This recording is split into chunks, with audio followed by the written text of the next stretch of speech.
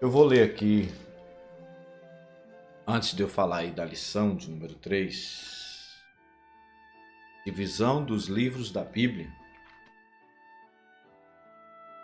Evangelho de Lucas, capítulo 24, versículo 44. E disse-lhes: São estas as palavras que vos disse, estando ainda convosco. Convinha que se cumprisse tudo que de mim estava escrito na lei de Moisés, nos profetas e nos salmos. Glória a Deus. Jesus, ele é o cumprimento de toda a Escritura. Tudo que estava escrito a respeito de Jesus no Antigo Testamento, inclusive Jesus cita aqui em Lucas 24, 44, a divisão do Antigo Testamento feito na época de Esdras, com os anciãos que ali reuniu para fazer essa divisão. O Antigo Testamento, segundo essa divisão judaica, era dividida em Lei de Moisés, o Pentateuco, os 5 primeiros livros da Bíblia, profetas e salmos, né? Então eram 3 divisões. Mas nós vamos mostrar agora as divisões tanto do Antigo quanto do Novo, aceita pela igreja cristã e que foi realizada, né, depois foi alterada pela igreja cristã. Essas divisões é só para a gente ter uma visão ampla das Escrituras Sagradas. Então, na nossa lição de hoje, vamos falar a respeito da divisão dos livros da Bíblia. O que você encontra aqui, certo?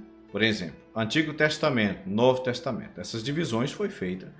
A do Antigo Testamento, ela foi refeita novamente, a criação da Septuaginta, essas divisões. E a do Novo Testamento foi feita pela igreja cristã, pelos pais da igreja, né? E demais reuniões, né? Concílios que houve na igreja primitiva dos primeiros séculos, certo? A gente não vai entrar nesses detalhes, porque o nosso assunto aqui hoje ainda é no nível de discipulado. Então veja aí, os livros da Bíblia, eles dividem-se em 7 grupos. Antigo Testamento, essa divisão que está sendo apresentada aqui é a nossa divisão. O que eu li aqui agora era a divisão de Esdras. O Antigo Testamento judaico era dividido daquela forma: leis, profetas e salmos. Essa divisão que estamos tendo aí do Testamento é a nossa. É que você encontra nessas Bíblias de nossas edições, né? De João Ferreira de Almeida, enfim. Então, ele é dividido em 17 livros históricos, 5 poéticos, 17 proféticos e revelação. É o Antigo Testamento. O Novo Testamento, ele é dividido em 4 evangelhos, Atos dos Apóstolos, 21 cartas, 21 epístolas e Apocalipse. Se você for pegar uma divisão feita porque esse material aqui não é esse aqui é do curso do 7, né? Mas se você for pegar, por exemplo, as divisões aceitas pela Faetade, a Faetade já apresenta uma divisão um pouco diferente dessa aqui. A Fatéquiba também já apresenta uma divisão um pouco diferente dessa aqui. Então isso aqui é apenas uma divisão para facilitar a nossa visão, tanto do Antigo quanto do Novo Testamento. Então, você vai ver que há faculdades teológicas que têm divisões que apresentam algumas diferenças, mas é coisa, não é? Que é só mesmo para estudo.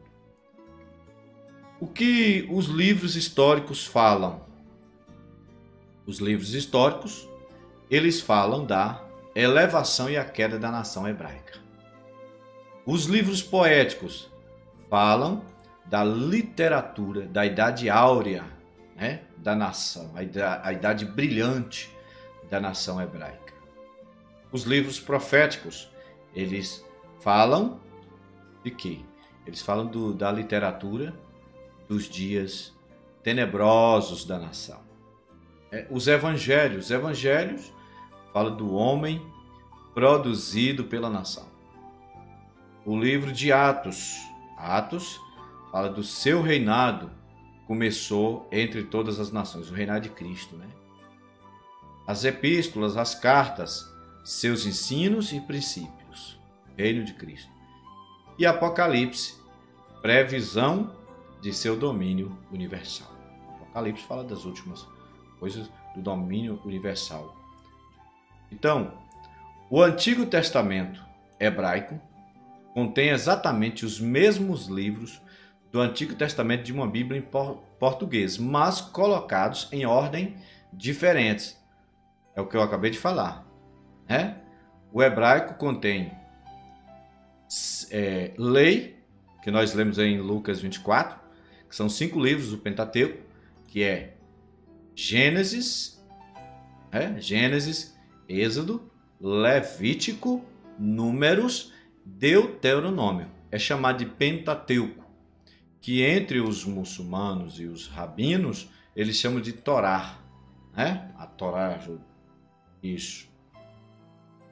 E tem os profetas, que foi aquela divisão que nós apresentamos aqui em Lucas, que Jesus diz, né? Lei, profetas e salmos. Então, os profetas são os 4 primeiros, Josué, Juízes, Samuel e Reis, e os 4 últimos, são 8 livros proféticos, que são Isaías, Jeremias, Ezequiel e os 12. Né? Coloca aqui os 12 como os profetas. Né? E tem os escritos, que são, lá em Lucas, que nós acabamos de ler, são os livros poéticos. Né? Então são 3 poéticos, na verdade são 11 livros. São 3 poéticos, que é Salmos, Provérbios e Jó. 5 rolos, que é Cânticos, Ruth, Lamentações, Eclesiastes, Esther. E 3 livros, Daniel, Esdras, Neemias e Crônicas. Os 5 rolos que é citado aqui, eles eram por si separados, porque eram lidos anualmente em festas separadas. Por exemplo, nós temos aí o Cânticos, era lido na Páscoa, com referência alegórica ao Êxodo. Ruth era lido no Pentecoste, como celebração da colheita. Esther era lido na festa do Purim, comemorando o livramento do povo de Israel da mão do mau Amã. Eclesiastes era lido na festa dos tabernáculos, né? A festa mais alegre. E Lamentações eram lidos como lembranças da destruição de Jerusalém. Então, o que nós temos aqui no Antigo Testamento? São 39 livros, o Antigo Testamento, 17 históricos, de Gênesis a Esther. Então, essa divisão aqui é apresentada como está na nossa Bíblia, né? De Gênesis a Esther. 5 poéticos, de Jó a Cantares, e 11 proféticos, de Isaías a Malaquias. No Novo Testamento, que são 27 livros, nós temos 4 evangelhos, de Mateus a João, Atos dos Apóstolos, que é o livro de Atos, né? 21 epístolas, que são 21 cartas, de Romanos a Judas, e Revelação, que é o livro de Apocalipse.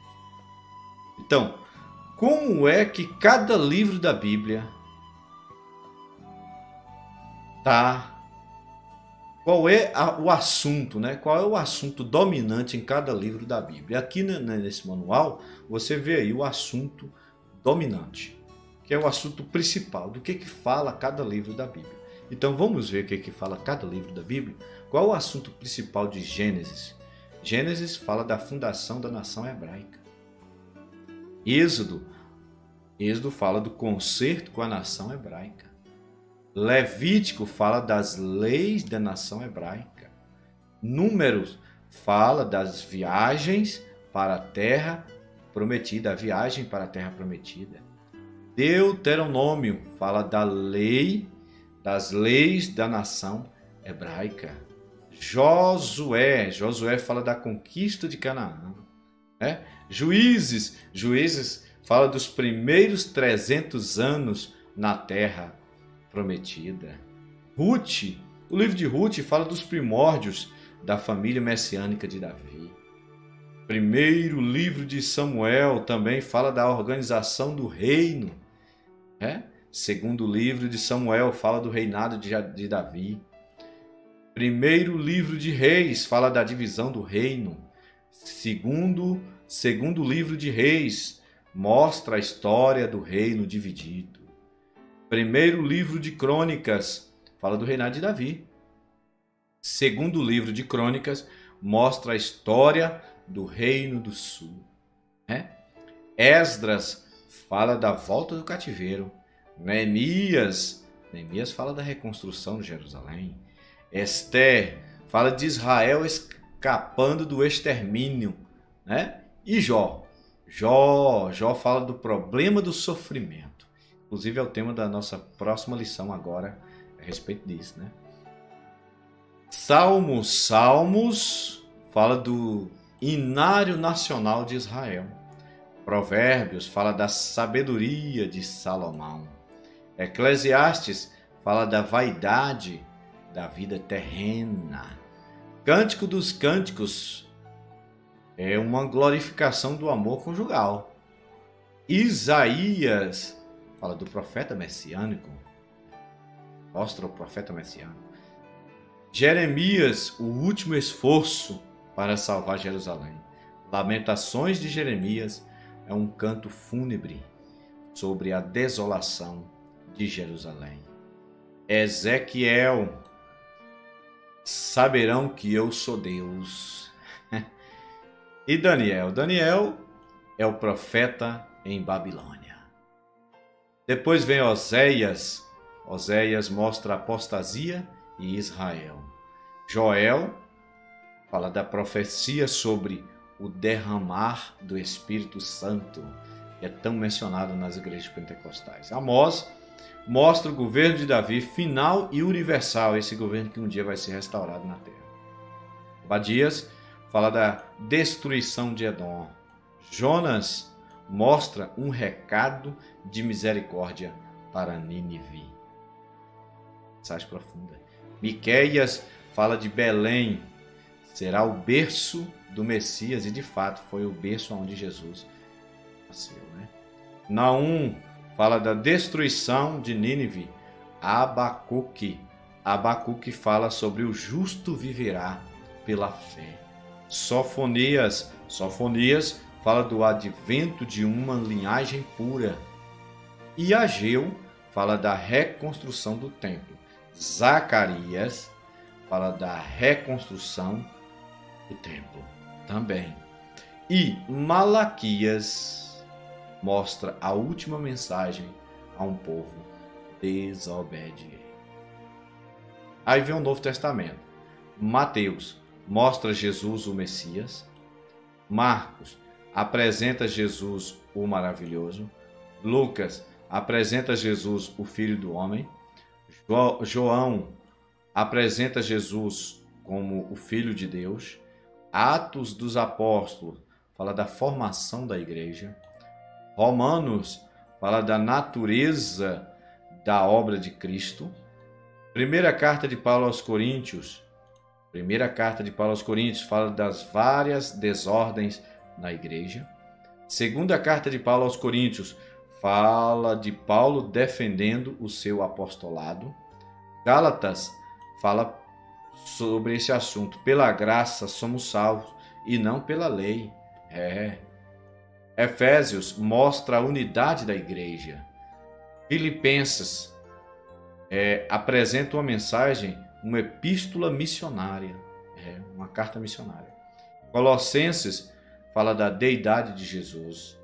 Primeira carta de Paulo aos Tessalonicenses, a segunda vinda de Cristo. Segunda carta de Paulo aos Tessalonicenses, também a segunda vinda de Cristo. Timóteo, primeira carta de Paulo a Timóteo, cuidado pela igreja de Éfeso. Segunda carta de Paulo a Timóteo, despedida de Paulo. A carta de Tito às igrejas de Creta. Filemon, aí vem o Filemon. Filemon fala da conversão do escravo fugitivo. Hebreus fala de Cristo, o mediador de um novo concerto. E Tiago fala de boas obras, né? Primeira carta de Pedro mostra a igreja perseguida. Segunda carta de Pedro apresenta a apostasia predita, que é o que já está acontecendo em nossos dias, né? A primeira carta de João mostra o amor. A segunda carta de João fala da precaução contra os falsos mestres, que hoje já tem, né? Os falsos. A terceira carta de João mostra a rejeição dos auxiliares de João, né? De auxiliares de João. E em Judas aponta e apresenta a apostasia iminente que tem chegado em nossos dias. Em Apocalipse, por mais que é um livro que traz os juízos de Deus, o assunto principal de Apocalipse mostra o triunfo final de Cristo. Amém? Então, para encerrar essa lição de número 3, nós temos aqui o tamanho relativo dos livros da Bíblia. A Bíblia ela contém 1.189 capítulos. 929 é no Antigo Testamento, 260 é no Novo. O capítulo mais longo da Bíblia é o Salmo 119. O mais curto é o Salmo 117.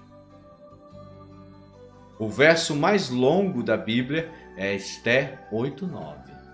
E o mais curto é João capítulo 11, verso 35. E aí, para encerrar, a gente vai ler esse João capítulo 11, verso 35, que diz só isso: Jesus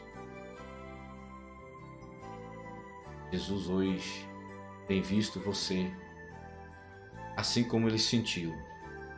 Ali é aquela tristeza a ponto de chorar por ver Lázaro morto, por ver a condição do ser humano, por ver até onde o pecado levou a criatura de Deus, a uma sepultura. Quando Jesus viu aquela multidão, Marta e Maria, em torno da sepultura, ele sentiu que não foi para isso que ele criou o homem, para acabar dentro de um buraco, dentro de uma cova. Ele não criou o homem para isso, mas para habitar no jardim do Éden, na presença de Deus. Mas a desobediência a Jesus, a desobediência a Deus, entrou o pecado e trouxe a morte. Olha onde a criatura de Deus, que estava num jardim, foi parar, dentro de uma sepultura. Isso levou Jesus a chorar. É o que diz aí João 11, 35. Mas hoje, Jesus não chora mais. Hoje Jesus se alegra por saber que você hoje pode ter uma chance, ter uma porta aberta para não descer à sepultura condenado. Se você quer ser salvo, entre em contato conosco hoje. Receba Jesus como Senhor e Salvador de tua vida. Eu vou disponibilizar aí o nosso WhatsApp. E você pode escrever para esse WhatsApp aí dizendo: missionário, eu quero receber Jesus como Senhor e Salvador da minha vida. Porque eu sei que a morte não é o fim, mas em Cristo ela só será apenas uma porta para a eternidade. Então, se você crê assim, receba Jesus agora e nós vamos estar te dando toda a assistência necessária neste momento. Amém? Entre em contato conosco aí, inclusive pelo YouTube, né? Se inscreva no nosso YouTube, você que teve acesso agora, que veio aí do Twitter, que veio do Face e que encontrou aqui agora e está assistindo. Então, se inscreva no nosso canal. Convide outras pessoas a se inscreverem aí, certo? A próxima lição será a lição de número 4. Breve história da Bíblia. Chegou o nosso momento de oração. Novidade de vida. Nós vamos orar por você que queira receber Jesus agora como Senhor e Salvador de sua vida, e tem se arrependido e deseja mudar de vida. Entre em contato conosco, mande a sua mensagem aí. Em fervente oração. Aleluia. Momento de oração. Senhor Deus, se tem alguém que ouviu essa palavra e entendeu, que nesse momento está tomando essa decisão de receber o Senhor Jesus como Senhor e Salvador da sua vida, tenho certeza de que essa pessoa vai ser alcançada, vai ser transformada, vai ser liberta, vai ser salva, porque eu sei que o Senhor quer salvar ela, Jesus, mas ela precisa crer e aceitar o Senhor. Se ela decide assim hoje, certamente vai receber a salvação de sua alma e a libertação de sua vida. Pai, em nome de Jesus eu oro por ela agora, onde quer que ela esteja. E te peço teu Espírito Santo que continue falando aos corações de cada um que nesse momento está tendo acesso a esse vídeo, a esse culto, a essa adoração, a esse seminário Crescimento Cristão. Espírito Santo, salve esta alma e leve a ela a ter um encontro com as Escrituras Sagradas hoje, em nome de Jesus. Amém. Então você que queira aceitar Jesus agora como Senhor e Salvador da sua vida,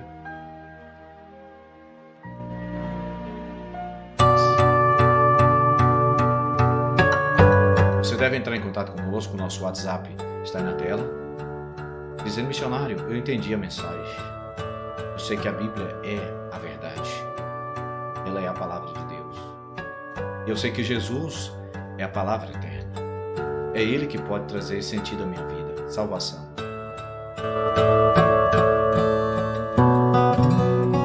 Então você pode agora tomar a decisão mais importante da sua vida, aceitando Jesus como Senhor e Salvador da sua vida. Toma essa decisão agora, certo?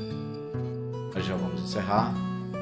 Nós temos aí o nosso WhatsApp, você pode entrar em contato conosco, que a gente vai te dar toda a assistência necessária. A próxima lição é essa que está aí na tela. Não perca no próximo Seminário Cristão.